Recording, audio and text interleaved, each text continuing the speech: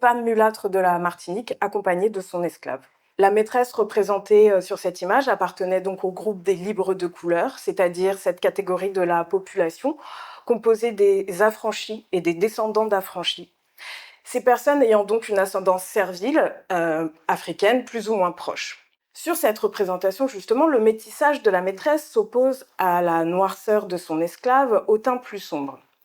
Dans les colonies françaises, au temps de l'esclavage, la corrélation entre la race et le statut était d'ailleurs si forte que le terme de noir était utilisé en lieu et place d'esclave, tout comme celui de nègre. Bien qu'en réalité, les esclaves pouvaient avoir des couleurs très variées. L'un des attributs les plus forts de la liberté consistait justement à posséder des esclaves. C'est d'ailleurs la raison pour laquelle certains récents affranchis s'empressaient d'en acheter. Devenir maître était dans ce cas un moyen d'entériner sa propre liberté.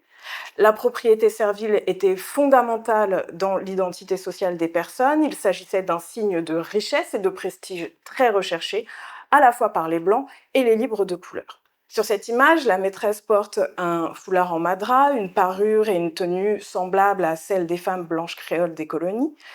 Elle s'oppose, encore une fois, à son esclave dont la nudité partielle constituait l'un des attributs de son statut. Sur cette image, les tenues vestimentaires de l'une et de l'autre permettent d'établir la distinction entre la maîtresse et son esclave. Les femmes de couleur étaient en réalité très rarement à la tête de grandes plantations rurales, tout comme les hommes de couleur. Ces derniers se trouvaient principalement, mais pas exclusivement, dans les villes et les bourgs. Elles y étaient souvent marchandes et faisaient travailler des esclaves pour le colportage de leurs marchandises. Leurs esclaves pouvaient exercer plusieurs fonctions, notamment dans les domaines du service. Elles étaient domestiques, couturières ou blanchisseuses.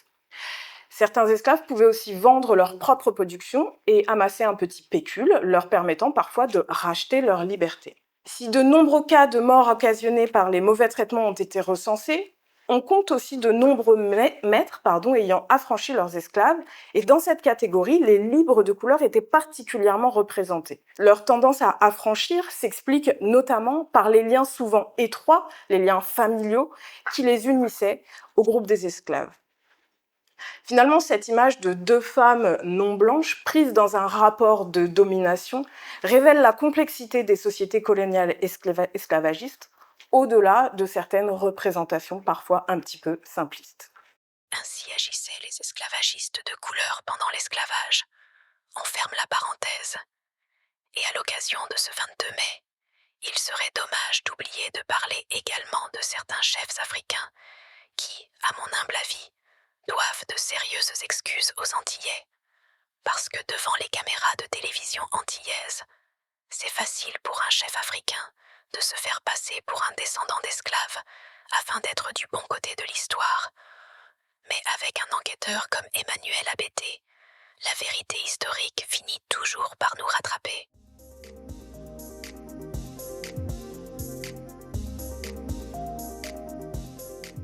Traite des nègres. Qu'est-ce que la traite? Et comment se fait-elle? La voici. Des bâtiments négriers font voile pour les côtes d'Afrique. Arrivés à leur destination, les capitaines traitent avec un chef nègre, un chef nègre, un chef nègre. Les capitaines traitent avec un chef nègre pour le chargement, c'est-à-dire qu'ils achètent à vil prix de ce chef tous les infortunés qu'il a fait prisonniers et les transportent aux colonies où ils sont vendus pour le compte des armateurs 10 fois plus qu'ils n'ont coûté. Dans ces bâtiments sont de grosses chaînes pour les lier pendant la traversée. Voilà pourquoi certains chefs africains aujourd'hui, descendants de ceux qui étaient qualifiés de chefs nègres, qui ont vendu leurs propres compatriotes africains comme esclaves aux capitaines, aux colons pour de l'argent, doivent de sérieuses excuses aux Antillais pour cette trahison historique. Abolition de l'esclavage, ce jour-là, moi-même, même si j'étais dans les nuages, accroché à un fauteuil de la science sur le visage, mon attitude faisait flipper tous les membres d'équipage.